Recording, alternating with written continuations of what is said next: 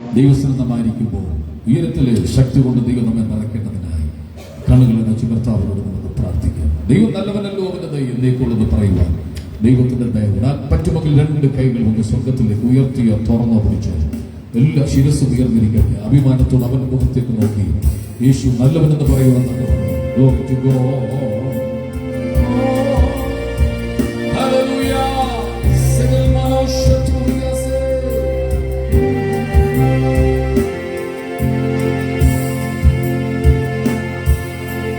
അത്ഭുതമായ നാമമേ, അതിശയമായ നാമമേ, ആശ്ചര്യമായ നാമമേ, അധികാരമുള്ള നാമമേ. അത്ഭുതമായ നാമമേ, അതിശയമായ നാമമേ, ആശ്ചര്യമായ നാമമേ, അധികാരമുള്ള നാമമേ.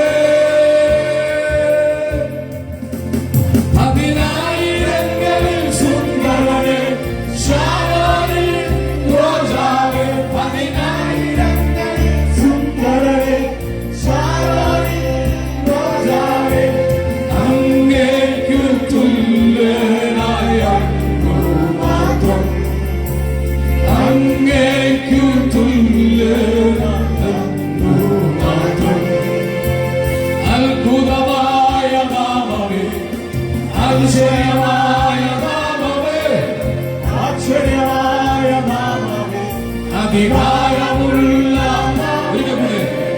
അത്ഭുതമായ നാമമേ, അതിശയമായ നാമമേ, ആശ്ചര്യമായ നാമമേ, അധികാരമുള്ള നാമമേ.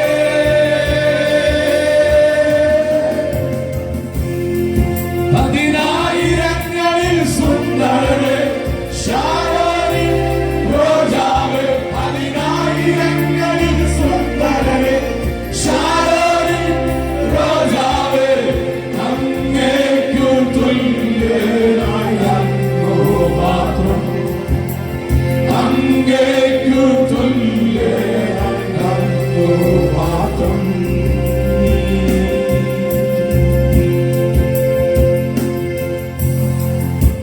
കർത്താവേ, അങ്ങേക്കൊപ്പം പറയാൻ ഒരാളില്ല, അങ്ങെപ്പോൾ ആരാധ്യൻ ആരുമില്ല. ഈ തലമുറയിൽ ഒന്നിനും കൊള്ളാതെ കിടന്ന് ഞങ്ങളെ തെരഞ്ഞെടുത്ത് മക്കളും അവകാശികളുമാണ് ആ കൃപയിലേക്ക് നടത്തിയത് കൊണ്ട് നന്ദിയോട് ഞങ്ങൾ സ്തുതിക്കുന്നു. അങ്ങനെ മഹത്വം ഇത് പകൽ പൂർണ്ണമായി വെളിപ്പെടണം. ഓരോ വ്യക്തികളെയും സ്പർശിക്കണമേ യേശുവിൻ നാമത്തിൽ തന്നെ. എല്ലാവരും സന്തോഷത്തോട് ഹല്ലേലൂയ പറഞ്ഞിട്ട് ചേർത്ത് പാടി ആരാധനയ്ക്ക് യോഗ്യനെ അങ്ങ് ഞങ്ങൾ ആരാധിച്ചിടുന്നു. ഈ ഗാനം ചേർത്ത് പാടി ആത്മാവിൽ പറഞ്ഞ് കർത്താവിനെ നമുക്ക് ആരാധിക്കാം.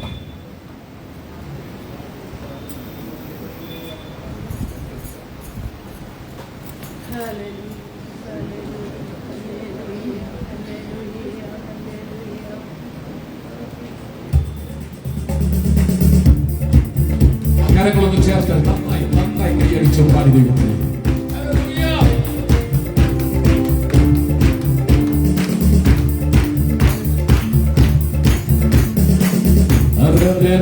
യോഗ്യതേ അങ്ങേ ഞങ്ങൾ ആരാധിച്ചിടുന്നില്ല, ആരാധനയ്ക്ക് യോഗ്യതേ അങ്ങേ ഞങ്ങൾ ആരാധിച്ചിടുന്നില്ല.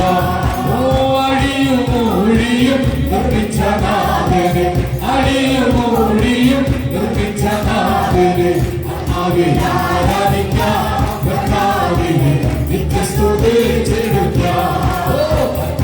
ആരാധിക്കാം കർത്താവിനെ നിത്യസ്തുതി ചെലുത്താം. അവൻ ഹൃദയമെല്ലാം എന്നെ വാങ്ങിയ പിടിച്ചെടുത്തു. അവൻ ഹൃദയമെല്ലാം എന്നെ വാങ്ങിയ പിടിച്ചെടുത്തു. അവനെ നീളം തന്നു പാപത്തിൻ കരമുക്കി, അവനെ നീളം തന്നു പാപത്തിൻ കരമുക്കി. രക്ഷിച്ചതാ അങ്ങേ ഞാൻ എന്നാളും അന്നാവിൽ ആരാധിക്കാം. രക്ഷിച്ചതാ അങ്ങേ ഞാൻ എന്നാളും അന്നാവിൽ ആരാധിക്കാം. പൂരമിന്റെ സമീപനെ നിന്നങ്ങൾ കൂടിയിടുമ്പോ, പൂരമിന്റെ സമീപനെ നിന്നങ്ങൾ കൂടിയിടുമ്പോ.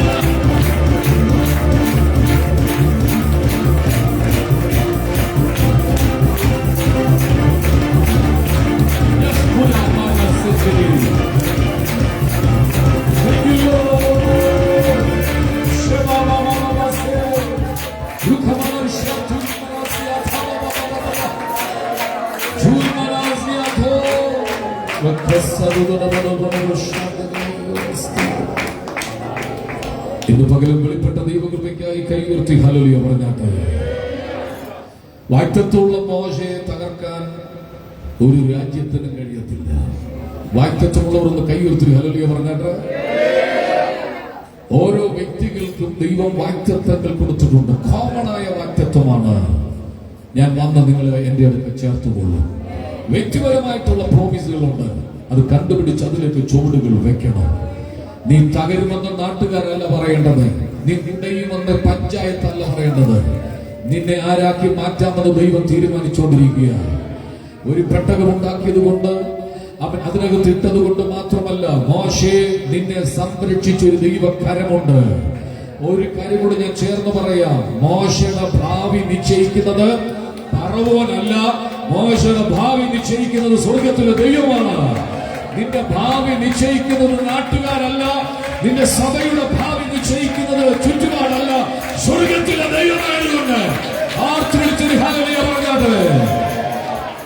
ദൈവം വിശ്വസ്തനാണ്. എവിടെ നിന്നെ എത്തിക്കാമെന്ന് ദൈവം ആഗ്രഹിച്ചുകൊണ്ടിരിക്കുക. നീ ആരായിത്തീരുമെന്ന് നീ അറിയത്തില്ലെങ്കിലും എന്നോട് പറയാം, എന്തായിത്തീരുമെന്ന് നീ ഭാരപ്പെടുന്നെങ്കിൽ നിന്നെ ആരാക്കി മാറ്റാമെന്ന് ദൈവം പദ്ധതി ഒരുക്കും. വീണ്ടും വീണ്ടും ആ വാക്ക് എന്നോട് വീണ്ടും വീണ്ടും പറയാൻ പറഞ്ഞു. നിന്നെ ആരാക്കി മാറ്റാമെന്ന് ദൈവം പദ്ധതി ചെയ്തുകൊണ്ടിരിക്കുകയാണ്. ഒന്നിച്ച് ആമേൻ പറഞ്ഞാട്ട്. ദൈവത്തിന്റെ കൃപ ഇന്ന് നമ്മുടെ നടുവിലുണ്ട്. കണ്ണുടച്ച് വളരെ പ്രാർത്ഥനയോടെ നമുക്ക് കർത്തൃസന്നിധിയിലായിരിക്കുക. പരിശുദ്ധാത്മാവ് നമ്മെ തൊടേണ്ടതിന് തുടർന്നുള്ള ശുശ്രൂഷകളെ വഹിച്ചുകൊണ്ട് ഇപ്പോൾ നമ്മൾ ഒന്നിച്ച് പ്രാർത്ഥിക്കുമ്പോൾ അജി ബ്രദർ തുടർന്നുള്ള ശുശ്രൂഷയ്ക്കായി പ്രാർത്ഥന നമ്മെ സഹായിക്കും.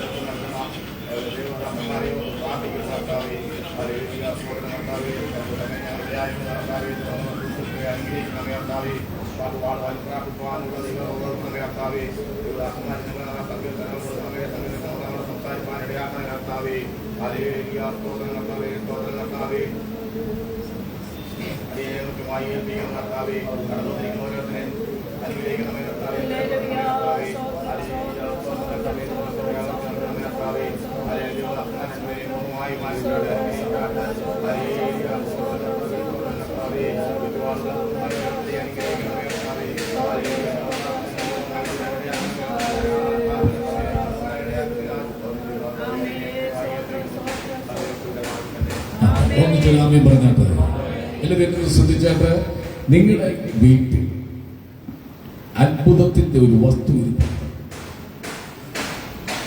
ശ്രദ്ധിച്ചില്ല, മനസ്സിലായില്ല? നിങ്ങളുടെ വീട്ടിൽ അത്ഭുതത്തിന്റെ ഒരു വസ്തു ഇരിപ്പുണ്ട്. നിങ്ങളുടെ ഇപ്പോഴത്തെ അവസ്ഥ അല്പം പരിതാപകരമാണ്, അല്പം ബുദ്ധിമുട്ടാണ്, അല്പം ഞെരുക്കമാണ്. എക്സ്പ്ലെയിൻ ചെയ്യാം. നിങ്ങളുടെ വീട്ടിൽ അത്ഭുതത്തിന്റെ ഒരു സാധനം ഇരിപ്പുണ്ട്. അത് സമ്മതിക്കുന്നുണ്ടോ? നിങ്ങൾക്കത് തിരിച്ചറിയാൻ കഴിയുന്നില്ല. ഒന്നുകൂടെ പറയാം. നിങ്ങളുടെ കുടുംബത്തിൽ, നിങ്ങളുടെ ചർച്ചിനകത്ത് ഒരു അത്ഭുതത്തിന്റെ വസ്തു ഇരിപ്പുണ്ട്. നിങ്ങൾ ക്ഷാമത്തിൽ പോകുന്നു, നിങ്ങൾ കടഭാരത്തിൽ പോകുന്നു, നിങ്ങളുടെ മക്കളെ കടക്കാർ പിടിച്ചോണ്ട് പോകാൻ പോകുന്നു. ഒരു വസ്തു നിങ്ങളുടെ വീടിനകത്തിരിപ്പുണ്ട്. ചിലർക്ക് മനസ്സിലായില്ല. ട്യൂബിലേക്ക് കത്തുന്ന പോലെ ഇങ്ങനെ ചെറുതായിട്ട് കത്തി വരുന്നുണ്ട്. നിന്റെ വീട്ടിൽ അത്ഭുതത്തിന്റെ ഒരു വസ്തു ഇരിപ്പുണ്ടെന്നാണ് ഞാൻ പറഞ്ഞത്. നിന്റെ വീട്ടിൽ എന്തുണ്ട്? ഒരു ഭരണി എണ്ണയുണ്ട്. അതാ ഞാൻ പറഞ്ഞത്. ആ ഒരു ഭരണി എണ്ണയെ അത്ഭുതമാക്കി മാറ്റാൻ കഴിഞ്ഞെങ്കിൽ, പരിശുദ്ധാത്മാവ് നിന്റെ മേലുണ്ടെങ്കിൽ, ഒരത്ഭുതമായി മാറ്റാൻ പോകുകയാണ്. ഏറ്റെടുത്ത് കൈയടിച്ചൊന്ന് ആരാധിച്ച് ഒരത്ഭുതത്തിന്റെ വീടിനകത്തിരിപ്പുണ്ട്. ഒരത്ഭുത വസ്തുവിന്റെ വീടിനകത്തിരിപ്പുണ്ട്.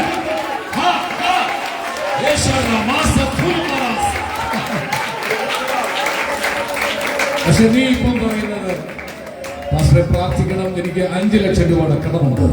നീ ഇപ്പൊ പറയുന്നത് വീട്ടിനകത്ത് അരിയും സാധനങ്ങളും ഒന്നുമില്ല. നീ ഇപ്പൊ പറയുന്നത് കുഞ്ഞിനെ സ്കൂളിൽ വിടണം, കോളേജിൽ വിടണം, ഒന്നും കാണുന്നില്ല. പക്ഷെ ഞാൻ പറയുന്നു, നിന്റെ വീട്ടിൽ ഒരു സാധനം ഇരിപ്പുണ്ട്. നിന്റെ വീട്ടിൽ ഒരു സാധനം ഇരിപ്പുണ്ട്. എനിക്കറിയത്തില്ല എന്തോ, അതൊരു ദൂതായി ഇവിടെ കത്താൻ പോവുകയാണ്. നിന്റെ വീട്ടിൽ ഒരു സാധനം ഇരിപ്പുണ്ട്. Rasta,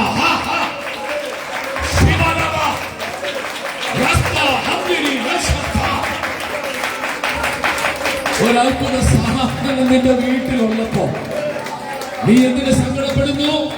പ്രവാചകൻ പറഞ്ഞതനുസരിച്ച് വെറും പാത്രങ്ങൾ വായ്പ വാങ്ങിച്ചു. അതിനെ നിറയ്ക്കുന്ന ഒരു പ്രോസസ് സെക്കൻഡ് കൊണ്ട് ദൈവം ചെയ്യാൻ പോവുകയാണ്. നോക്കിക്കോ, നിറഞ്ഞത് മാറ്റിവെക്കാൻ പോവുകയാണ്. ഒഴിഞ്ഞത് അകത്തു കയറുമ്പോൾ നിറഞ്ഞത് ഏറ്റെടുത്ത് രാമീന് നോക്കിയെന്ന് പറഞ്ഞല്ലേ.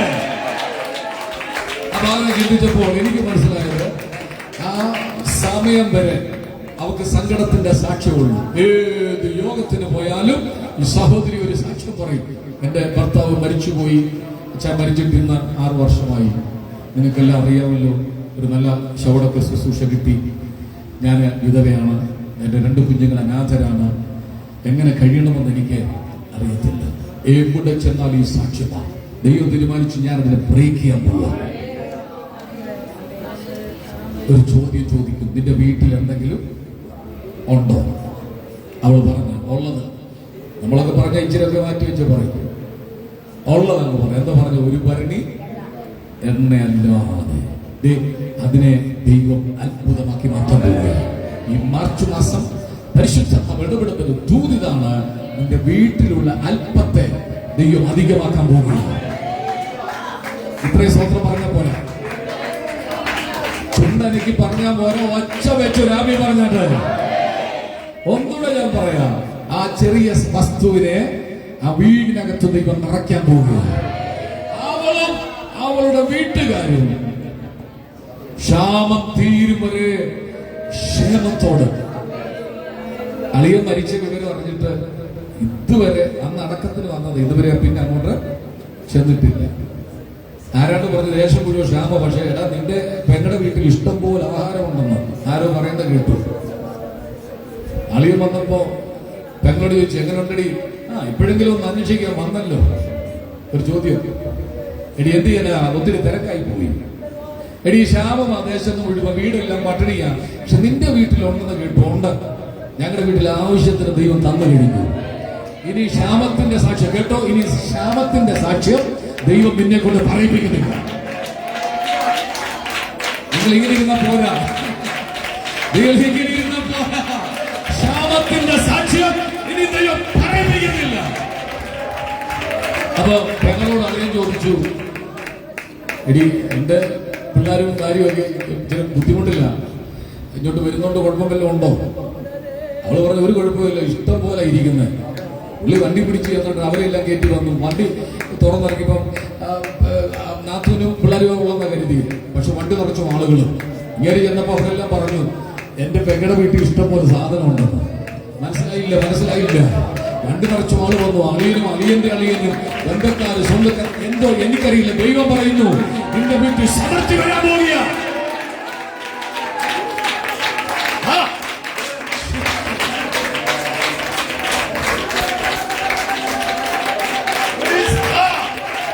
നിന്റെ വീട്ടിലെ ക്ഷാമം മാറാൻ പോവുക. നിന്റെ വീട്ടിലെ ഞെരുക്കം മാറാൻ പോവുക. വിശ്വസിക്കുന്നവർ ഒന്നിച്ച് ഒരാദ്യം പറഞ്ഞിട്ട് അതുവരെ ഇല്ലാത്ത അവസ്ഥ ദൈവം മാറ്റിയെടുത്തു. ഇതൊരു ദൂതാണ്. ഇത് കുറെ മണിക്കൂറായിട്ട് എന്റെ പ്രാർത്ഥന മുറി കത്തിയൊരു ദൂതാണ്. നിന്റെ വീട്ടിൽ ചിലർ ഇരിപ്പുണ്ട്.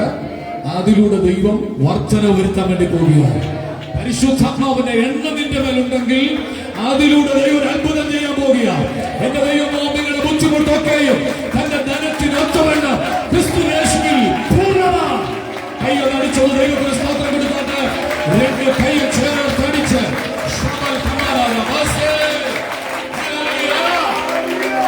നമുക്ക് എഴുന്നേറ്റ് നിന്ന് ചേർന്ന് പാടി ആത്മാവി ദൈവത്തെ ആരാധിക്കാം. എന്റെ നിക്ഷേപം നീ തന്നെ, എന്റെ ഹൃദയവും നിന്നിൽ തന്നെ. ചേർത്ത് പാടി ആത്മാവി നിറഞ്ഞ ശക്തിയോട് കർത്താവിനെ ആരാധിക്കാം.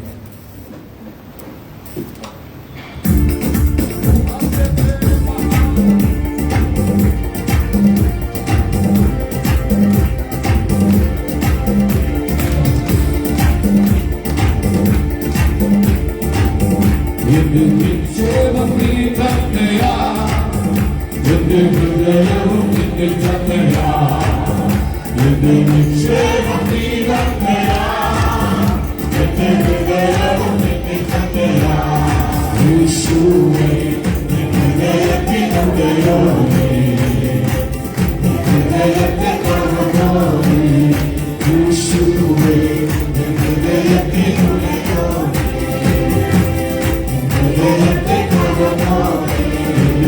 നിക്ഷേപം നീ തന്നെയാ, എന്റെ ഹൃദയവും നിനക്ക് തന്നെയാ, എന്റെ നിക്ഷേപം നീ തന്നെയാ, എന്റെ ഹൃദയവും നിനക്ക് തന്നെയാ. വേഗത്തിൽ വായുവേ, വേഗത്തിൽ വായുവേ, എന്നെയും ചേർത്തിടുവാൻ. വേഗത്തിൽ വായുവേ, വേഗത്തിൽ വായുവേ, എന്നെയും ചേർത്തിടുവാൻ. കണ്ണൂരെ തുണഞ്ഞു യേശുനാഥേ,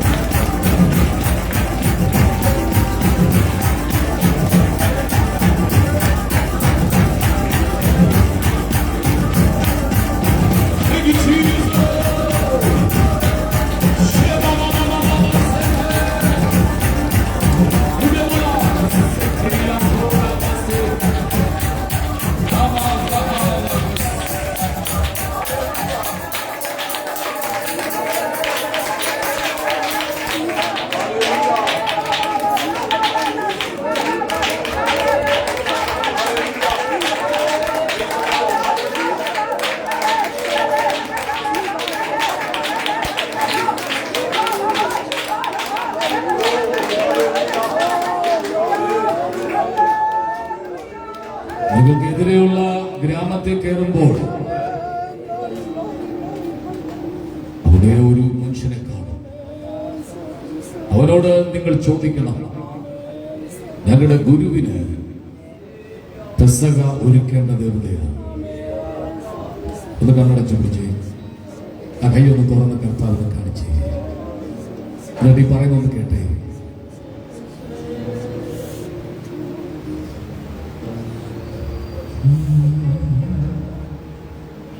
ആ മനുഷ്യനോട് നിങ്ങൾ ചോദിക്കുമ്പോൾ ആ മനുഷ്യൻ നിങ്ങൾക്ക് അടുത്ത് കേട്ടണം, വിരിച്ച് ഒരുക്കിയ ഒരു മാളിക മുറി, വിരിച്ച് ഒരുക്കിയ മാളിക മുറി സഭയോടുള്ള ഒരു പ്രവചന ദൂതാണ്. അത് സഭയ്ക്ക് സംഭവിക്കാൻ വേണ്ടി പോവുകയാണ്. ചില കുടുംബങ്ങളോടുള്ള ഒരു ദൂതാണ്. അത് നിന്റെ വീട്ടിൽ സംഭവിക്കാൻ വേണ്ടി പോവുകയാണ്. നീ ഒരുക്കാതെ നിനക്ക് വേണ്ടി ചിലത് ദൈവം ഒരുക്കാൻ പോവുക. ഈ ദൂത് ചാടി പിടിക്കാൻ ഇഷ്ടമുള്ളവർ ചാടി പിടിച്ചോ. ചില കുഞ്ഞുങ്ങളെ നോക്കി ഞാൻ പ്രവചിച്ചു പറയുക, നിങ്ങൾ ആഗ്രഹിക്കുന്നതിന് അപ്പുറമായി ദൈവം നിങ്ങൾക്ക് വേണ്ടി വിരിച്ചൊരുക്കിയ ചിലത്.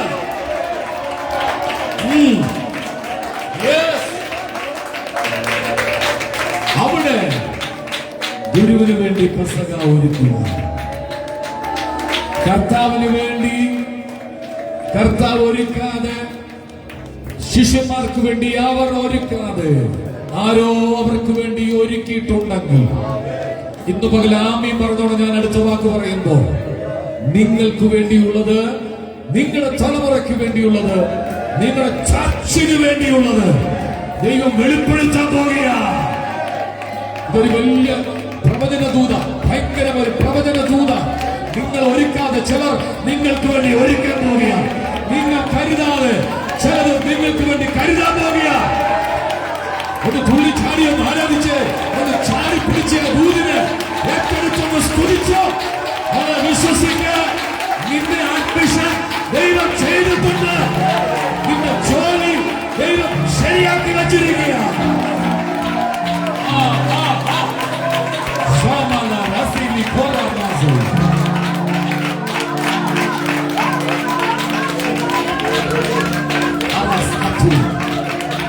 ദൂതിനോട് പ്രതികരിച്ചോണം. ദൂത് പറയുമ്പോൾ ചാടി പിടിച്ച് പ്രതികരിച്ചോണം. കാരണം അത് നിനക്കുള്ള ദൂതാണ്. Thank you, Holy Spirit. Thank you, Jesus.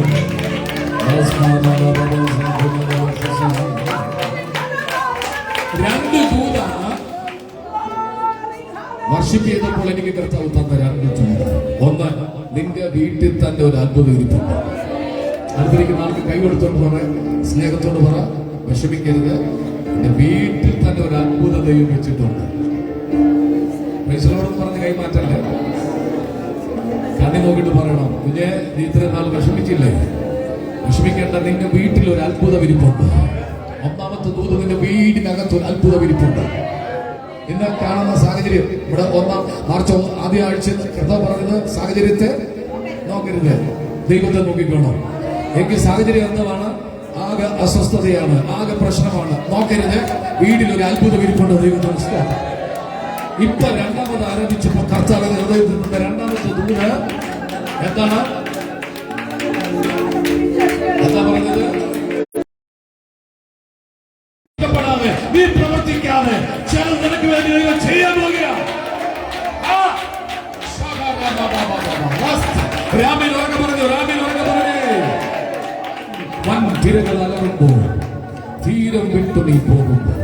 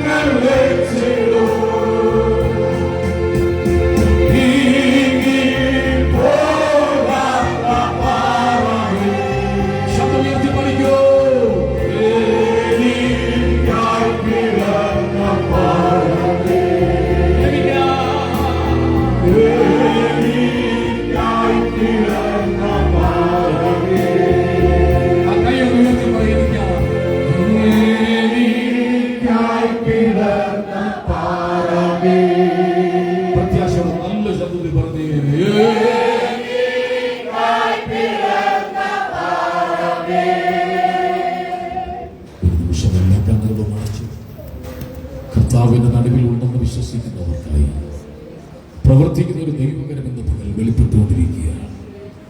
നീ വന്നത് ക്ഷീണത്തോടും ബലഹീനതയോടാണെങ്കിൽ നിന്നെ തിരിച്ചയക്കുന്നത് ബലത്തോടായിരിക്കും. പോണോ വേണ്ടായോ എന്ന് പല പ്രാവശ്യം പിശാചിന്റെ ഉള്ളിൽ പറഞ്ഞതാണ്. നിന്നെ പിന്മാറ്റത്തിലേക്ക് കൊണ്ടുപോകുവാൻ, നിന്നെ ആത്മീയത്തിൽ നിന്ന് മറിച്ചിടുവാൻ, ഈ ആത്മീയ വിരുന്നിൽ നിന്നെ ഇരുത്താതിരിക്കാൻ നിന്റെ മനസ്സിനകത്ത് പിശാച് പോരാടിയതാ. ഇന്ന് പകലും ആ പൊട്ടിച്ച് പുറത്തു വന്നവർ കൈ അടിച്ചൊന്ന് ദൈവത്തിന് സ്തോത്രം.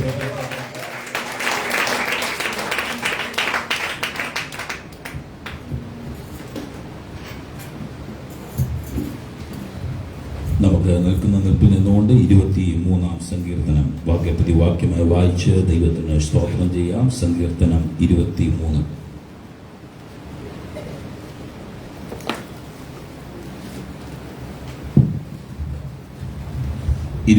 ാം സങ്കീർത്തനം. യഹോവ എന്റെ ഇടയനാകുന്നു, എനിക്ക് മുട്ടുണ്ടാകുകയില്ല.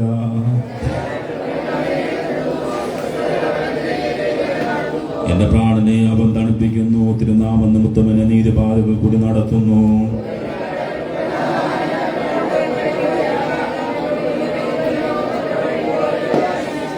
എന്റെ തലയെണ്ണുകൊണ്ട് അഭിഷേകം ചെയ്യുന്നതിന്റെ പാനപാത്രം നിറഞ്ഞു കവിക്കുന്നു.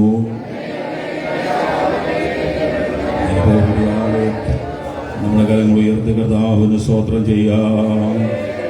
സൗഖ്യത്തോടെ ദൈവം നമ്മളെ കൊണ്ടതുകൊണ്ട് സ്തോത്രം ചെയ്യാം. ആയുസ്സോടെ ദൈവം നമ്മളെ കൊണ്ടതുകൊണ്ട് സ്തോത്രം ചെയ്യാം. ആരോഗ്യത്തോടെ ദൈവം നമ്മളെ കൊണ്ടതുകൊണ്ട് സ്തോത്രം ചെയ്യാം. പശുപാനാഹാരം തന്ന ദൈവത്തിന് സ്തോത്രം ചെയ്യാം. കുടിക്കുവാൻ വെള്ളം തന്ന ദൈവത്തിന് സ്തോത്രം ചെയ്യാം. ധരിപ്പാൻ വസ്ത്രം തന്ന ദൈവത്തിന് സ്തോത്രം ചെയ്യാം. പാർക്കുവാൻ പാർപ്പിടം തന്ന ദൈവത്തിന് സ്തോത്രം ചെയ്യാം. നമ്മുടെ കണ്ണിനെ കണ്ണുനീരിന്ന് വിടുവിച്ചത് കൊണ്ട് സ്തോത്രം ചെയ്യാം. നമ്മുടെ കാലിനെ വീഴ്ച രക്ഷിച്ചത് കൊണ്ട് സ്തോത്രം ചെയ്യാം. നമ്മുടെ പ്രാണനെ മരണത്തിൽ നിന്ന് വിടുവിച്ചത് കൊണ്ട് സ്തോത്രം ചെയ്യാം. കഴിഞ്ഞ ഒരാഴ്ച അത്ഭുതകരമായ ദൈവം നടത്തിയത് കൊണ്ട് സ്തോത്രം ചെയ്താട്ട്. ഒരാൾ പോലും കുറയാതെ ദൈവം നമ്മളെ കാത്തത് കൊണ്ട് സ്തോത്രം ചെയ്യാം. അല്പസമയം എല്ലാവരും നന്ദിയുള്ള ഹൃദയത്തോടെ ദൈവത്തിന് ആരാധന കൊടുത്താട്ട്.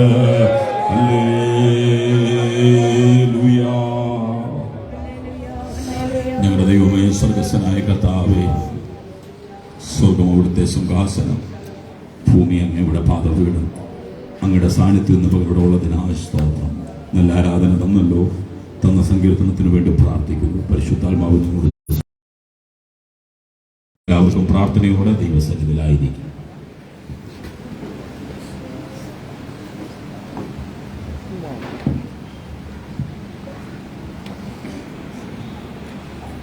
കർത്താവിന്റെ പരിശുദ്ധമായ നാമം ഈ വിശുദ്ധ സഭായോഗം വാഴ്ത്തപ്പെടുമാറാകട്ടെ.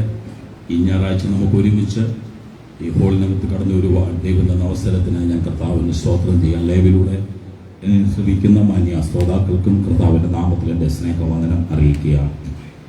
അനുഗ്രഹപ്പെട്ട ആരാധന ഇന്ന് പകൽ ദൈവം നമുക്ക് തരുവാനിടയായി. പുറമെ ചൂടിന്റെ പ്രയാസം ഉണ്ടെങ്കിലും പരിശുദ്ധാത്മാവിന്റെ ചലനം നമ്മുടെ മധ്യ ഉള്ളതിനാൽ ഞാൻ ദൈവത്തിന് സ്തോത്രം ചെയ്യുകയാണ്. അത്ഭുതകരമായി ദൈവം നമ്മളെ നടത്തുവാനിടയായി. ദൈവത്തിന്റെ വിശ്വസ്തതയ്ക്കായി, സ്നേഹത്തിനായി, കരുതലിനായി ഞാൻ കർത്താവിന് സ്തോത്രം ചെയ്യുകയാണ്. വേഗത്തിൽ ഇന്ന് പകല് പരിശുദ്ധാത്മാവിനെ ഏൽപ്പിച്ച ദൂതിലേക്ക് ഞാൻ പ്രവേശിക്കാൻ വേണ്ടി പോവുകയാണ്. ഈ 3-ാം മാസം 16-ാം തീയതി പകല് നമുക്കൊരുമിച്ച് കടന്നു വരുവാൻ തന്ന അവസരത്തിനായി ഞാൻ ദൈവത്തിന് സ്തോത്രം ചെയ്യുന്നു. 23-ാം സങ്കീർത്തനം നമ്മൾ ചെറുപ്പത്തിൽ തന്നെ നമ്മുടെ വീട്ടിൽ കുഞ്ഞുങ്ങൾക്ക് നമുക്കറിയാം, എല്ലാവർക്കും വളരെ കാണാപ്പാഠം അറിയാവുന്ന ഒരു സങ്കീർത്തനമാണ് 23-ാം സങ്കീർത്തനം. ദാവീദിന്റെ ഒരു സങ്കീർത്തനമാണ്. യഹോവ എൻ്റെ ഇടയനാകുന്ന എനിക്ക് എല്ലാവർക്കും കാണാപ്പാഠം അറിയാം. ഇടയനും ആടുകളുമായിട്ടുള്ളൊരു ബന്ധമാണ് ആ സങ്കീർത്തനത്തിൽ പരിശുദ്ധാത്മാവ് നമ്മളെ കാണിക്കുന്നത്. ഇടയനായ ദൈവവും ആടുകളായ തൻ്റെ ജനവുമായിട്ടുള്ള ബന്ധം. എന്നാൽ അതിനകത്തുനിന്ന് പരിശുദ്ധാത്മാവിന്റെ ഹൃദയത്തിൽ തന്ന ഒരു ദൂത് നിങ്ങളുടെ മുമ്പിലോട്ട് ഞാൻ കൊണ്ടുവരാൻ വേണ്ടി ആഗ്രഹിക്കുകയാണ്. അതിന്റെ 6-ാമത്തെ വാക്യം വായിക്കാം.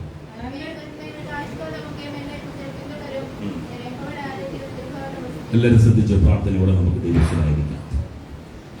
നന്മയും കരുണയും എന്റെ ആയുഷ്കാലമൊക്കെ എന്നെ എന്ത് ചെയ്യും? അടുത്തത്, ഞാൻ യഹോവയുടെ ആലയത്തിൽ. 6-ാം വാക്യത്തിന്റെ 2-ാമത്തെ ലൈൻ നോക്കി, എല്ലാവരും നോക്കിക്കുക. ഞാൻ യഹോവയുടെ ആലയത്തിൽ ദീർഘകാലം. ഒരു ഡിസിഷൻ, ഒരു തീരുമാനമാണ്. നന്മയുടെ പുറകെ ഞാൻ പോകത്തില്ല, കരുണയുടെ പുറകെ ഞാൻ പോകത്തില്ല. ഇന്ന് മനുഷ്യൻ കുറുക്കു വഴിയിലൂടെ ധനവാനാകാൻ നോക്കുക, കുറുക്കു വഴിയിലൂടെ സമ്പത്ത് കൂട്ടാൻ വേണ്ടി മനുഷ്യൻ ഓടുക. പക്ഷെ അങ്ങനെ ഒന്നും ഒരിക്കലും നിലനിൽക്കത്തില്ല. നന്മയും കരുണയും എൻ്റെ ആയുഷ്കാലമൊക്കെ എന്നെ എന്ത് ചെയ്യും? ഉറപ്പുള്ളവരുന്ന് സ്തോത്രം പറഞ്ഞ, നിനക്ക് വേണ്ടുന്നത് നിന്നെ പിന്തുടരും. നിന്റെ കുഞ്ഞുങ്ങൾക്ക് വേണ്ടുന്നത് നിന്നെ പിന്തുടരും.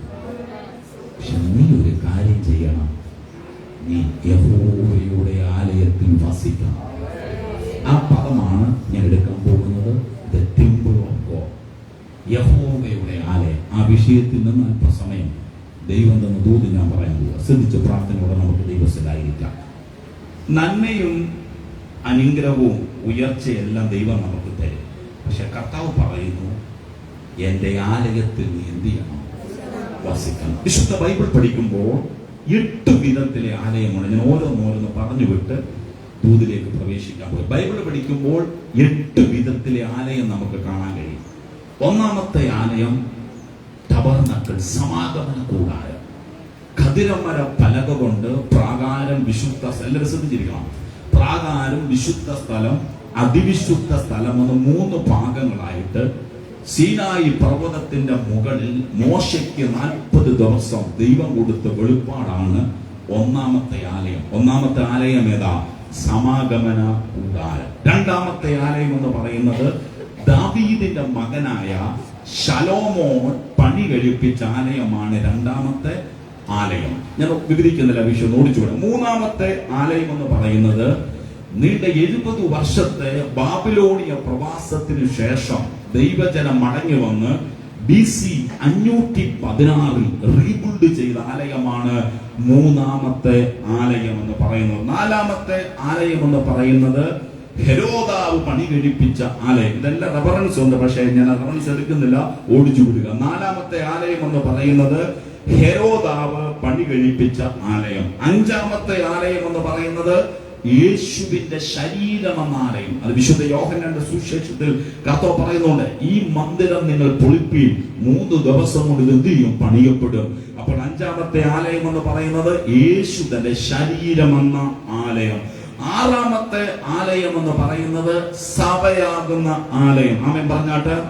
ആറാമത്തെ ആലയം എന്ന് പറയുന്നത് സഭയാകുന്ന ആലയം. ഏഴാമത്തെ ആലയം എന്ന് പറയുന്നത് നിങ്ങൾ ദൈവത്തിന്റെ മന്ദിരം. ആമേൻ പറ. ഏഴാമത്തെ ആലയം നിങ്ങളുടെ ശരീരമാകുന്ന ആലയം. ഇനി എട്ടാമതൊരു ആലയമുണ്ട്, അതധികം താമസിക്കാതെ വെളിപ്പെടാൻ പോവുക. സ്വർഗീയ സിയോൻ എന്ന ആലയം. എത്ര പേർക്ക് സ്തോത്രം ചെയ്താട്ട്? ഉൽപ്പത്തി മുതൽ വെളിപ്പാട് വരെ പഠിക്കുമ്പോൾ 8 ആലയങ്ങളെ പറ്റി നമുക്ക് കാണാൻ കഴിയും. അതാണ് ഇന്ന് പകരം എടുക്കാൻ പോകുന്നത്. 8 ആലയങ്ങളെ പറ്റി നമ്മൾ കാണാൻ കഴിയും. ഈ 8 ആലയങ്ങളിലും അതിൻ്റെതായ പ്രവൃത്തിയുണ്ട്. എന്നാൽ ദൈവത്തിന്റെ ആലയത്തിൽ ഇരിക്കുന്നവർക്ക് അതിന്റെ വിടുതൽ ദൈവം ചെയ്യും. ആമേൻ പറഞ്ഞാട്ട്. ആമേൻ പറഞ്ഞാട്ട്. ദൈവത്തിന്റെ ആലയത്തിൽ വസിക്കുന്നവർക്ക് അതിന്റെ വിടുതൽ ദൈവം ചെയ്യും. ഉൽപ്പത്തി മുതൽ വെളിപ്പാട് വരെ പഠിക്കുമ്പോൾ അനവധി ദൈവദാസന്മാർ, ദാസിമാർ യഹോവയുടെ ആലയത്തിൽ താമസിച്ചിട്ടുണ്ട്, യഹോവയുടെ ആലയത്തോട് ചേർന്നിരുന്നിട്ടുണ്ട്. അവർക്കെല്ലാം അതിൻ്റെതായ അനുഗ്രഹം ദൈവം കൊടുത്തിട്ടുണ്ട്. കാരണം ഞാൻ നെഞ്ചത്ത് കൈവച്ച് പറയാം, ദൈവം കടക്കാരനല്ല. ആമേൻ പറ. ഹല്ലേലൂയ. നീ പ്രാർത്ഥിക്കുന്ന ദൈവം ആരുടെ മുമ്പിലാണോ നീ കരയുന്നത്, ആ ദൈവം കുഞ്ഞെ കടക്കാരനല്ല. ആ ദൈവം കടക്കാരനല്ല. ഇന്ന് നിന്റെ സാഹചര്യമെല്ലാം നിനക്കെതിരാണെങ്കിലും നീ ആലയത്തോട് പറ്റി നിൽക്കുന്ന ദൈവമാണ്, വ്യക്തിയാണെങ്കിൽ ദൈവം നിനക്ക് കടക്കാരനല്ല. ആമേൻ. അപ്പോൾ 8 വിധത്തിലെ ആലയം ഞാൻ പറഞ്ഞു. ഇനി ഞാൻ എടുക്കാൻ പോകുന്ന വിഷയം, ആലയത്തിൽ ഇരുന്ന ഒരു ദൈവദാസിയെ പറ്റി എടുത്തിട്ട് ദൈവം തന്ന ദൂത് പറഞ്ഞിട്ട് ഞാൻ മുന്നോട്ട് പോകാൻ പോവുക. അതിനാധാരമായി വിശുദ്ധ ലൂക്കോസിന്റെ സുവിശേഷം 2-ാം അധ്യായം 36 എന്റെ വിഷയം ആലയം എന്നുള്ളതാണ്. ലൂക്കോസിന്റെ സുവിശേഷം 2-ാം അധ്യായം 36 വാക്യം.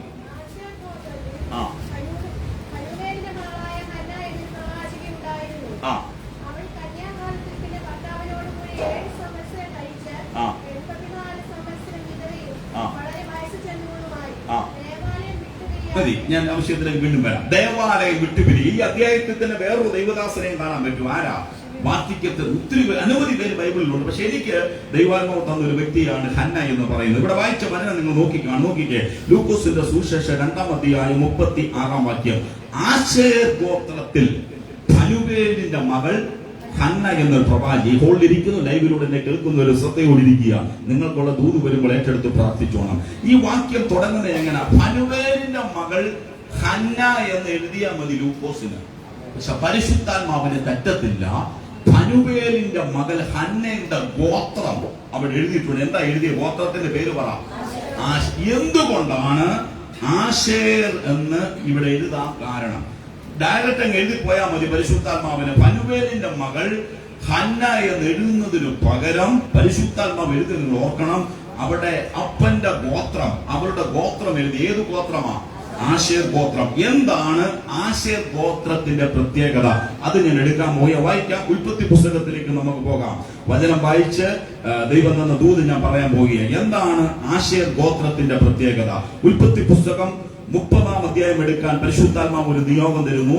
ഉൽപ്പത്തി പുസ്തകം 30-ാം അധ്യായം 12-ാമത്തെ വാക്യം നമുക്ക് വായിക്കാം.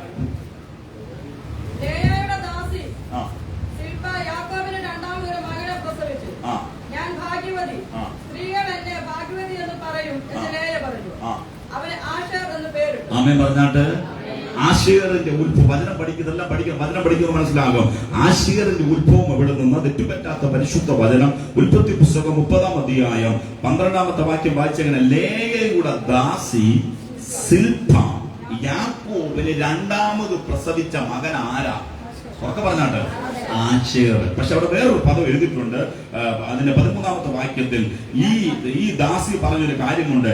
ഞാൻ ഭാഗ്യവതി, സ്ത്രീകൾ എന്നെ ഭാഗ്യവതി എന്ന് പറഞ്ഞു എന്ന് ലേയ പറഞ്ഞ് എന്ത് ചെയ്തു? ലേയയുടെ ദാസി ഒരാൺകുഞ്ഞിനെ പ്രസവിച്ചപ്പോൾ ലേയ പറയാണ്, ഞാൻ ആരാ? ഭാഗ്യവതി. ഇനി ലേയ ആരാ? ഞാൻ കൂതെടുക്കാം. ലേയ ആരാ? ലേയെ പറ്റി ഒന്ന് എടുക്കാൻ പോകും. ഉൽപ്പത്തി പുസ്തകം 29-ാം അധ്യായം 16-ാമത്തെ വാക്യം വായിക്കാം. ഉൽപ്പത്തി 29:16. ലാബാന് 2 പുത്രിമാരുണ്ടായിരുന്നു. മൂത്തവൾക്ക് ലേയ എന്നും ഇളയവൾക്ക് റാഹേൽ. ലേയയുടെ ദാസി പ്രസവിച്ച മകനാണ് ആശേർ. ലേയ ആരാ? വചനം പഠിക്കുമ്പോൾ പദനരാമിൽ താമസിക്കുന്ന റിബേക്കയുടെ ആങ്ങളയുടെ പേരെന്താ? ലാബാൻ. ലാബാന് 2 പെൺമക്കൾ. മൂത്ത മകൾ ലേയ, രണ്ടാമത്തെ മകൾ റാഹേല്. ഇവർക്ക് ഇഷ്ടംപോലെ അന്നത്തെ സമ്പത്ത് എന്ന് പറയുന്നത് ഏക്കർ കണക്കിന് നിലങ്ങളാ. ഏക്കർ കണക്കിന് നിലകളും കൃഷികളും ആടുമാടുകളും ഒട്ടകങ്ങളുമാ. വളരെ ധനവാനായ ഒരു മനുഷ്യനായിരുന്നു ലാബാൻ. ലാബാന്റെ 2 പെൺമക്കൾ ആരൊക്കെയാ? റാഹേലും ലേയും. പക്ഷെ ഇവർക്ക് രണ്ട് പ്രത്യേകത ഉണ്ടായിരുന്നു. അതിന്റെ 17-ാമത്തെ വാക്യം ഒന്ന് വായിക്കാം. ലേയയുടെ കണ്ണ് ശോഭ കുറഞ്ഞതായിരുന്നു. റാഹേലോ സുന്ദരിയും മനോഹര രൂപിണിയുമായി. 2 പെൺമക്കൾ. മൂത്തവയുടെ പേര് ലേയ, ശ്രദ്ധിക്കണം. രണ്ടാമത്തവയുടെ പേര് റാഹേല്. പക്ഷെ തെറ്റുപറ്റാത്ത പരിശുദ്ധ വചനം പറയുന്നു, ലേയയുടെ കണ്ണിന് എന്തില്ല? കണ്ട ഇഷ്ടമല്ല. ആമേൻ പറ. അതിന്റെ ഒറിജിനൽ ട്രാൻസ്ലേഷൻ ഹേറ്റഡ് വുമൺ, വെറുക്കപ്പെട്ട സ്ത്രീ. ആര് വെറുത്തുകളെ? മനുഷ്യൻ. പക്ഷെ ദൈവം വെറുത്തിട്ടില്ല. ഇന്ന് പുച്ഛിക്കുന്നുണ്ടല്ലോ, ഇന്ന് കളിയാക്കുന്നില്ലേ? ഒത്തിരി നിന്നെ താഴ്ത്തിക്കെട്ടി സംസാരിക്കുന്നില്ലേ? അത് മനുഷ്യനാ ചെയ്യുന്നത്. പക്ഷെ ദൈവം നിന്നെ വെറുത്തിട്ടില്ലെന്ന് ഈ ഞായറാഴ്ച ഞാൻ ദൈവാത്മാവിൽ ദൂത് പറയുന്നു. വിശ്വസിക്കുന്നവർ സ്തോത്രം ചെയ്താട്ട്. ലേയ ഹേറ്റഡ് ലേഡിയ, വെറുക്കപ്പെട്ട സ്ത്രീ. ആമേൻ പറ. എന്റെ പോലെ ദൈവമക്കളെ പരിശുദ്ധാത്മ പറയുന്നു, കൂടെ നടക്കുന്നവർ മനുഷ്യർ, ലോകം മുഴുവൻ നിന്നെ വെറുക്കും, നിന്നെ പുച്ഛിക്കും, നിനക്കെതിരെ അപവാദം പറയും. എന്താ? കാണാൻ കൊള്ളത്തില്ല, സൗന്ദര്യമില്ല. ഞാനല്ല, പരിശുദ്ധ വചനം പറയാ. നോക്കിക്കോണം. ലേയ കണ്ണ് ശോഭ, കണ്ണ് കൊള്ളത്തില്ല കാണാൻ. ശരീരത്തിന്റെ വിളക്കേതാ? കണ്ണി നോക്കുമ്പോ അതേ കാര്യങ്ങൾ കാണാൻ കൊള്ളത്തില്ല. ഒത്തിരി വിഷമിച്ചു കിടന്നു കേട്ടോ. റാഹേലിന്റെ പ്രത്യേകത വായിച്ചു നോക്കിക്കേ. സുന്ദരിയും മനോഹര രൂപിണി എന്ന് പറഞ്ഞാൽ എന്താ? സുന്ദരിയും. ആര് കണ്ടാലും നോക്കും റാഹേലിനെ. ഞാൻ തെളിവെടുത്ത് തരാം. 30-ാം വാക്യം വായിച്ചു.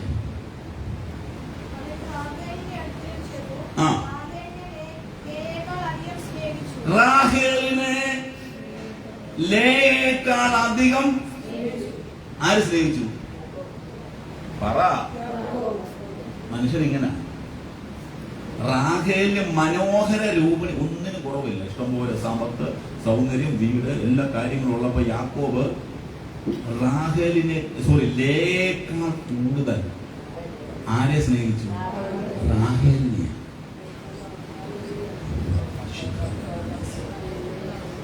എന്താ തെളിവെന്താ? അടുത്തത്, പിന്നെ 7 സംവത്സരം റാഹേലിന് വേണ്ടി നിൽക്കുക.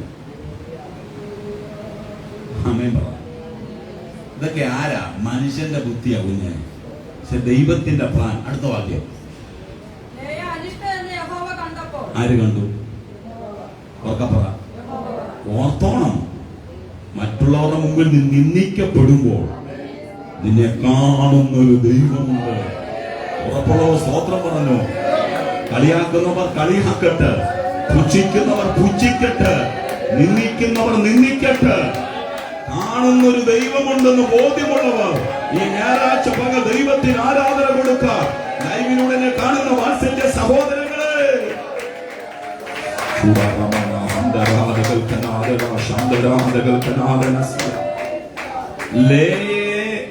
എല്ലാവരും വെറുത്തു, എല്ലാവരും നിന്ദിച്ചു. പക്ഷെ ആര് കണ്ടു? ഉറക്കപ്പറ. ഓർത്തോണോ, മനുഷ്യനെ നിന്ദിക്കത്തുള്ളൂ. പക്ഷെ ആരുടെ പാണ്ഡത്തിലാണോ നിന്റെ ജീവൻ കെട്ടിയത്, അവൻ നിന്നെ കൈവിട്ടിട്ടില്ല. ഞാൻ ഈ വിശുദ്ധ തിരുവെഴുത്ത് ഉയർത്തി ഉറക്കെ വിളിച്ചു പറയാം, ദൈവം ഇതുവരെ നിന്നെ കൈവിട്ടിട്ടില്ല. ആമേൻ പറ. വിശ്വാസമുള്ളവർ എന്ന് സ്തോത്രം പറഞ്ഞാട്ട്. അനിഷ്ട എന്ന് ദൈവം കണ്ടപ്പോൾ ദൈവം ചെയ്തത് എന്താ? ദൈവം തുറന്നു. ആമേൻ പറ. സുന്ദരിയായ റാഹേലിന്റെ ഗർഭം ദൈവം അടച്ചപ്പോൾ നിന്ദിക്കപ്പെട്ട ലേയയുടെ ഗർഭം ദൈവം തുറന്നു. ഓ ഹല്ലേലൂയ. ആമേൻ, ആമേൻ. ശംഖു പൊട്ടി നീ കര, ഉള്ളു പടഞ്ഞു പ്രാർത്ഥിക്ക്. ഒതുക്കപ്പെട്ടവരുടെ നടുവിൽ, നിന്ദിക്കപ്പെട്ടവരുടെ നടുവിൽ ആർക്കും തുറക്കാൻ പറ്റാത്തത് നിനക്ക് വേണ്ടി തുറന്നു തരാൻ, നിന്റെ തലമുറയ്ക്ക് വേണ്ടി തുറന്നു തരാൻ എന്റെ ദൈവത്തിന് കഴിയുമെന്ന് വിശ്വാസമുള്ളവർ വാതുറന്ന് അല്പസമയം ദൈവത്തിന് ആരാധന കൊടുക്കുക.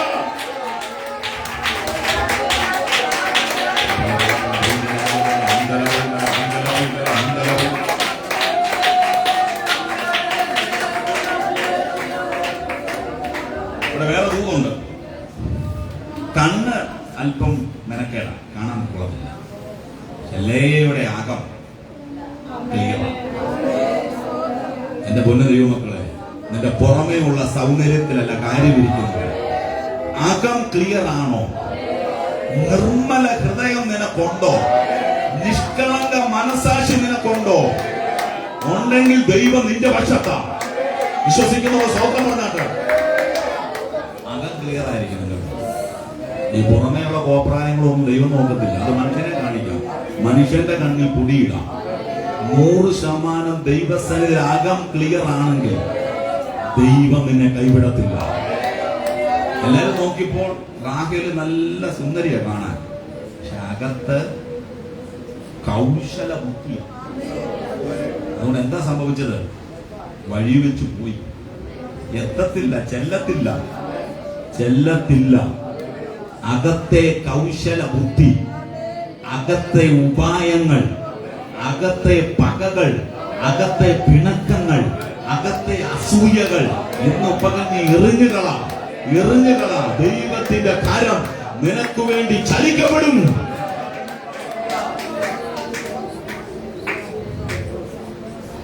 ഇന്ന് റാഹേൽ പറയുന്നുണ്ട് യാക്കോബിനോട്, നിങ്ങൾ ഇപ്പൊ എനിക്ക് മക്കളെ യാക്കോബ് വന്ന മക്കളെ തരും, അപ്പൊ മക്കളെ താ, അല്ലെങ്കിൽ ഞാൻ മരിക്കാൻ പോകും. കാരണം കണ്ണിന് കാഴ്ചയില്ലാത്തവൾ അവളെ ഗർഭത്തെ ദൈവം തുറന്നു. സ്വത്രം പറഞ്ഞാട്ട് നിന്ദിക്കപ്പെട്ടവർ ഒരു തെറ്റും ചെയ്യാതെ നിന്നെ അപമാനിച്ചു, ഒരു തെറ്റും കൂടാതെ നിന്നെ വെറുത്തു.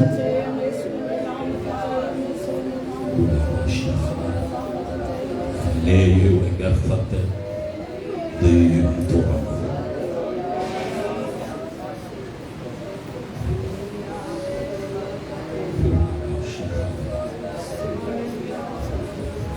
വാക്കുകൊണ്ട് ചിലപ്പോൾ കളിതമാശ പലതും പറഞ്ഞു വിടും. യൂദാ പറഞ്ഞു, കുറ്റമില്ലാത്ത രക്തത്തെ ഞാൻ എന്ത് ചെയ്തു? കാണിച്ചു കൊടുത്തു എന്ന് പറയും. ദൈവാത്മാവ് ശക്തമായിട്ട് ഇടപെടുന്നു. വെറുക്കുന്നവർ വെറുക്കട്ടെ, നിന്ദിക്കുന്നവർ നിന്ദിക്കട്ടെ, ദൈവം നിന്റെ പക്ഷത്തുണ്ട്.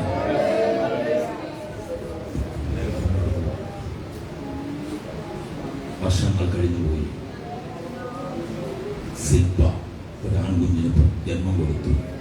ഞാൻ ഭാഗ്യവതി. സ്ത്രീകൾ എന്നെ പേരിട്ടു. യാശേറിനെ പറ്റി യാക്കോബ് തന്നെ പറയുന്നു. വായിക്കാം. ഉൽപ്പത്തി പുസ്തകം 49 അധ്യായത്തിൽ ഉൽപ്പത്തി 49:20 യാക്കോബ് എന്താ പറയുന്നത് നോക്കാം. അവന്റെ ആഹാരം പുഷ്ടിയുള്ളത്, അവൻ രാജീയ സാധുഭോജനം നൽകും. നോക്കി, യാക്കോബ് തന്റെ മരണസമയത്ത് അനുഗ്രഹം കൊടുക്കും. ആശേറിനെ പറ്റി യാക്കോബ് പറയുക, ആശേറോ അവന്റെ ആഹാരം നല്ല പുഷ്ടിയുള്ള ആഹാരവും കഴിക്കുന്നു. അടുത്തത്, അവൻ രാജകീയ മറ്റുള്ളവർക്ക് കൊടുക്കും. രാജകീയ സാധുഭോജനം. ഈ ആശേറിനെ പറ്റി മോശ പറയുന്നുണ്ട്. വായിക്കാം. ആവർത്തന പുസ്തകം എടുത്ത് മോശ എന്താ പറയുന്നത് നമുക്ക് നോക്കാം. ആവർത്തന പുസ്തകം 33-ാം അധ്യായം. ആവർത്തനം 33:24 വായിക്കാം. 33:24. ആ ആ ആ ആ.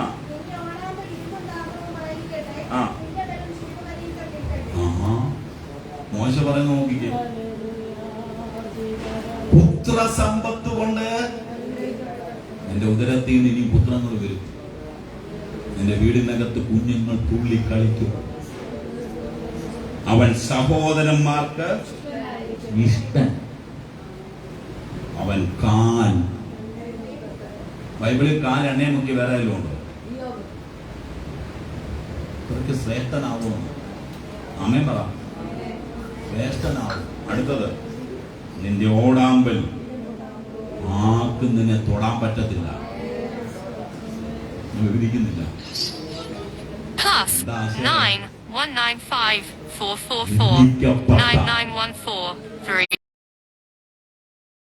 പറയാ, നിന്നയുടെ നടുവിൽ നിന്ന് പുറത്തു വന്ന ആശേറേ, നിന്നിൽ ചില ദൈവപ്രവൃത്തിയുണ്ട്. വിശ്വാസത്തോട് ആമേൻ പറഞ്ഞാട്ട് സമയം അനുവദിക്കുന്നില്ല. ലൂക്കോസിലേക്ക് വരാം. അങ്ങനെ ആശേർ ഗോത്രത്തിൽ നിന്നൊരു പ്രവാചകി വരിക. ലൂക്കോസ് 2:36. ആരാ? ഫനുവേലിന്റെ മകൾ പ്രവാചക. ആശേറിന്റെ ദൂത് കിടക്കുക, ഇഷ്ടംപോലെ ദൂത് കിടക്കുന്നു. ആ പ്രവാചകി പുറത്തു വരിക. എന്താ പ്രവാചകിയുടെ പ്രത്യേകത? കന്യാകാലത്തിൽ ഭർത്താവിനോടുകൂടെ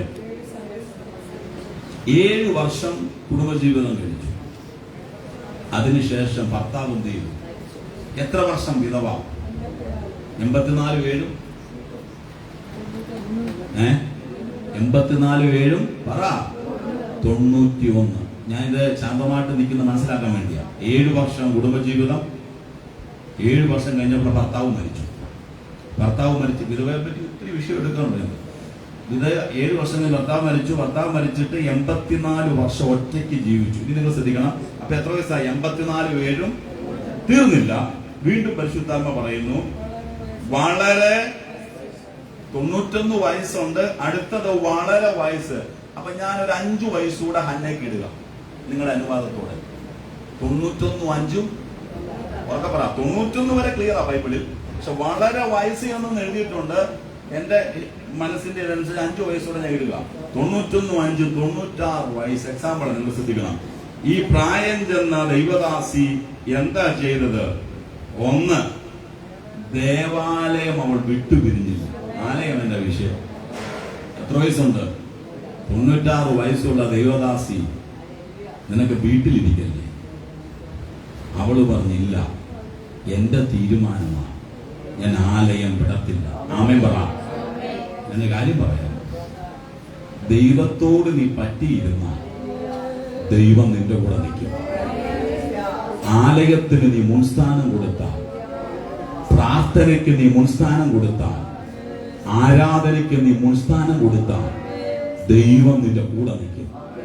ചെറിയ ചെറിയ കാരണങ്ങൾ പറഞ്ഞ് പ്രാർത്ഥന നീ ഉഴപ്പരുത്. ഉഴപ്പിയാൽ നിനക്ക് തന്നെ പോകുന്നത്. ചെറിയ ചെറിയ കാരണങ്ങൾ പറഞ്ഞ് സഭായോ ഉഴപ്പി വീട്ടിലിരിക്കരുത്. ഉഴപ്പിയാൽ നിനക്ക് തന്നെ പോകുന്നത്. ആമേൻ പറ.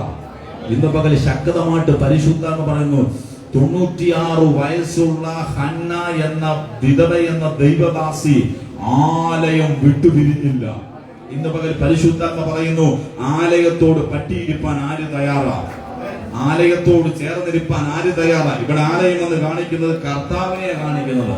കർത്താവുമായിട്ട് നീ ചേർന്നിരുന്നോ. ആമേൻ പറ. കർത്താവുമായിട്ട് സ്നേഹം ഉണ്ടെങ്കിൽ പ്രാർത്ഥനയ്ക്ക് വരാൻ ആരെയും വിളിക്കണ്ട. കർത്താവുമായിട്ട് സ്നേഹം ഉണ്ടെങ്കിൽ വാ തുറക്കാൻ ആരോടും പറയണ്ട. കർത്താവുമായിട്ട് സ്നേഹം ഉണ്ടെങ്കിൽ കൈയടിക്കാൻ ആരോടും പറയണ്ട. ആമേൻ. കർത്താവുമായിട്ട് അടുപ്പമുള്ളവൻ ഇത് തന്നെ ചെയ്തുകൊണ്ടിരിക്കും. അല്പസമയം എത്ര പേർക്ക് അകത്ത് ഈ വചനം തൊടുന്നുണ്ടെന്ന് പകല് പരിശുദ്ധാത്മ പറയുന്നു, നീ കർത്താവിനെ വിടരുത്. സമയം പോകുന്നുണ്ട്. 96 വയസ്സുള്ള പ്രായം ചെന്ന ദൈവദാസി ദേവാലയം വിട്ടുപിരിഞ്ഞില്ല. അവൾ കർത്താവിനെ വിട്ടില്ല. അതാ യേശു പറഞ്ഞത്, എന്നെ പിരിഞ്ഞ് പറ. എന്നെ പ്രാർത്ഥന ഒഴിവാക്കി ദൈവത്തെ വിട്ട് നീ എന്ത് ചെയ്താലും അത് വട്ടപൂജ്യം തന്നെ. ദൈവത്തെ കളഞ്ഞ് നീ എവിടെ പോയാലും, സഭായോഗം ഒഴിവാക്കി നീ എന്ത് ചെയ്താലും അത് വട്ടപൂജ്യം തന്നെ. ഓ ഹല്ലേലൂയ. കാരണം നിന്നെ വിടുവിച്ചത് അവനാ. കഷ്ടതയുടെ നടുവിൽ, നിന്ദയുടെ നടുവിൽ നിന്നെ വിടുവിച്ചത് അവനാ. വീട്ടുകാർക്ക് നിന്നെ സഹായിക്കാൻ പറ്റിയില്ല, ദൈവം നിന്നെ വിടുവിച്ചതാ. ഇന്ന് വേണ്ട ദൈവത്തിന് മഹത്വം കൊടുക്കട്ടെ.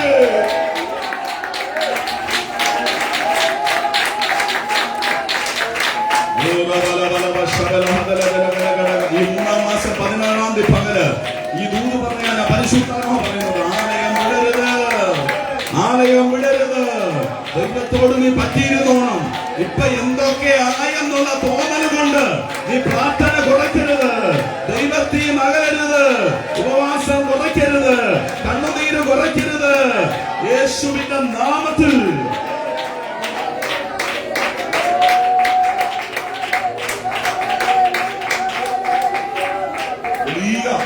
ദൂതുള്ള ഗോത്രം ആശേർ ഗോത്രം. ഈ ആശേർ ഗോത്രത്തിൽ 4 പുറത്തു വന്നു. ഹന്നയ്ക്ക് മനസ്സിലായി, എന്റെ ഗോത്രത്തിൽ ഇഷ്ടംപോലെ ദൂത് കിടക്കുക. ദൂത് നടക്കണമെങ്കിൽ ആലയം വിടരുത്. ദൈവമക്കളെ, പരിശുദ്ധാത്മാവിന്റെ പകൽ പറയുന്നു, ആലയത്തിന് മുൻസ്ഥാനം കൊടുക്കുക. ദൈവത്തിന് മുൻസ്ഥാനം കൊടുക്കുക. ദൈവത്തിന്റെ വചനത്തിന് മുൻസ്ഥാനം കൊടുക്കുക. പെട്ടകമിരുന്ന ഓബേദോമിനെയും കുടുംബത്തെയും ഇന്ന് മനുഷ്യനെല്ലാം കിടന്ന് ഓടുന്നത് എന്തിനാ? ഉയർച്ച പ്രാപിക്കാൻ. ദൈവം ഉയർത്തിയില്ലെങ്കിൽ നീ ഉയരത്തില്ല.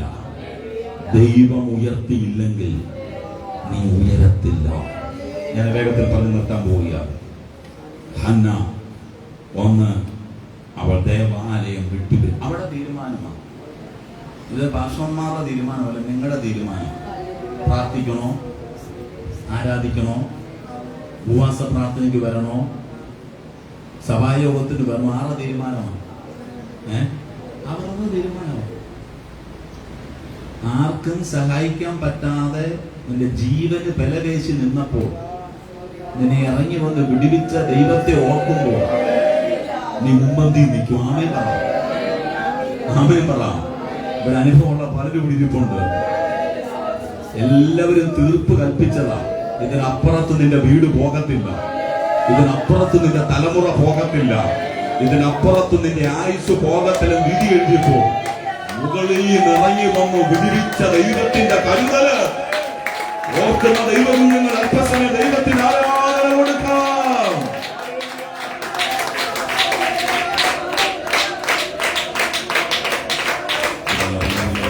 ഈ കൂടി പറയാൻ പരിശുദ്ധാത്മാവിനോട് പറഞ്ഞു, നന്മയും കരുണയും ആയുഷ്കാലമൊക്കെ എന്നെ.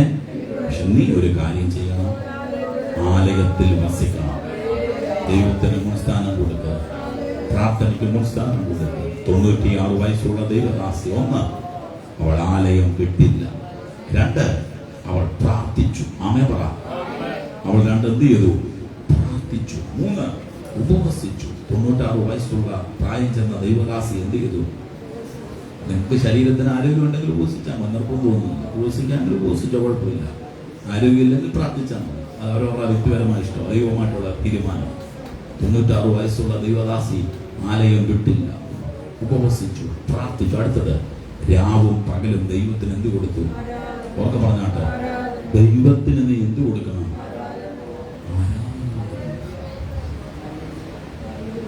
ദൈവം കൈവിട്ട നീ പോയി, ഒന്നുമില്ല, തീർന്നു. ദൈവം കൈവലിച്ച നീ പോയി. നിമിഷ നേരം കൊണ്ട് നീ പോയി കഴിഞ്ഞു. അല്പസമയം ദൈവത്തിന് ആരാധന കൊടുത്തേ. രാവും പകലും അവൾ ദൈവത്തിന് ആരാധന കൊടുത്തു. ആമേൻ. വെറുക്കപ്പെട്ട സ്ത്രീ, പക്ഷേ അവിടെ വേറെ വിഷയമാണ്. ഞാൻ നോക്കാം, റാഹേല് സുന്ദരിയായിരുന്നു, പക്ഷെ മനസ്സ് ശരിയാണ്. ലേയ സൗന്ദര്യം ഇല്ലെങ്കിലും മനസ്സ് നിഷ്കളങ്കയാണ്. ദൈവമക്കളെ, ദൈവം നമ്മളെ പറ്റി ആഗ്രഹിക്കുന്നത് നിഷ്കളങ്ക മനസ്സ്, തമ്മിലുള്ള സ്നേഹം. ഒരു മിനിറ്റ് കണ്ണടച്ച് പ്രാർത്ഥിച്ചു. നന്മയും കരുരാഷ്കാലമൊക്കെ എന്നെ പിന്തു, ഞാൻ യഹോവയുടെ ആലയത്തിൽ ദീർഘകാലം വസിക്കും. ഈ 3-ാം മാസം 16-ാം തീയതി പകൽ പരിശുദ്ധാത്മാവ് ദൈവജനത്തോട് ലൈവിലൂടെ എന്നെ കാണുന്ന വാത്സല്യ സഹോദരങ്ങളോട് പരിശുദ്ധാത്മാവ് സംസാരിക്കുന്നു. നിന്റെ മുമ്പിൽ ഒരു ദൈവ പ്രവൃത്തി ഉണ്ട്. നീ ഒത്തിരി വിഷമിച്ചവിടെ ഇരിക്കുന്നു. നിന്റെ തലമുറ വിഷയത്തിൽ, നിന്റെ വീടിന്റെ വിഷയത്തിൽ ഒരു മനുഷ്യന് നിന്നെ സഹായിക്കാൻ പറ്റത്തില്ല. പക്ഷേ ഉള്ളു പടയുമ്പോൾ, ഹൃദയം തകരുമ്പോൾ നിനക്ക് വേണ്ടി ഇറങ്ങുന്ന ഒരു ദൈവമുണ്ട്. ഞാൻ കാണുന്നു, ഇവിടെ ഇരിക്കുന്ന ചില വ്യക്തികളുടെ മുമ്പിൽ പെട്ടെന്നൊരു ദൈവപ്രവൃത്തി നടക്കാൻ പോവാം. ശിംശോന് വേണ്ടി ലേഹിയിൽ പെട്ടെന്നൊരു കുഴി പെടുന്നു. എന്റെ ദൈവമേ, എന്റെ തല കുനിയുമോ? എന്റെ ദൈവമേ, ഞാൻ നിരാശപ്പെടുമോ? എന്റെ ദൈവമേ, ഞാൻ തകരുമോ എന്ന് ചിന്തിക്കുന്ന ദൈവ പൈതലേ, ഇല്ല, തകരത്തില്ല. നിന്റെ തല കുനിയത്തില്ല. പെട്ടെന്നൊരു കുഴി നിനക്ക് വേണ്ടി തുറക്കും. പെട്ടെന്നൊരു ദൈവ പ്രവൃത്തി നിനക്ക് വേണ്ടി നടക്കും. അയ്യോ, പറഞ്ഞു അന്യനല്ല. നിന്റെ കണ്ണുകൊണ്ട് തന്നെ നിന്റെ വീട്ടിലൊരു ദൈവ പ്രവൃത്തി നീ കാണും. പ്രാർത്ഥിക്കുന്ന ദൈവവൈതലേ, ആരാധിക്കുന്ന ദൈവവൈതലേ, സ്തുതിക്കുന്ന ദൈവവൈതലേ, നിനക്ക് വേണ്ടി ചലിക്കുന്ന ഒരു ദൈവകരമുണ്ടെന്ന് വിശ്വസിക്കുന്ന ദൈവമക്കൾ അല്പസമയം ദൈവത്തിന് ആരാധന കൊടുക്കാം. കർത്താവേ, വചനം കേട്ട ജനത്തിന് വേണ്ടി പ്രാർത്ഥിക്കുന്നു. എല്ലാവരാലും തള്ളപ്പെട്ട ലേയിൽ നിന്ന് പുറത്തെടുത്ത ദൈവ പദ്ധതി ഇന്ന് പകൽ കേട്ട വചനം ഞങ്ങൾ ഏറ്റെടുക്കും. ആലയം വിടരുത്. അങ്ങാണ് ഞങ്ങൾക്കെല്ലാം. നീയാണ് ഞങ്ങളുടെ സർവ്വം. കർത്താവേ, നീ ഒഴികെ ഭൂമിയിൽ ഞങ്ങൾക്ക് ആരുമില്ല. നിന്റെ കരത്തിനു വേണ്ടി ജനത്തെ സമർപ്പിക്കുന്നു. വചനം കേട്ട ജനത്തിനു വേണ്ടി വേഗത്തിൽ ഒരു ദൈവകരം ഞങ്ങൾക്ക് വേണ്ടി ചലിക്കണമേ. യേശുവിൻ നാമത്തിൽ നല്ല പിതാവ്.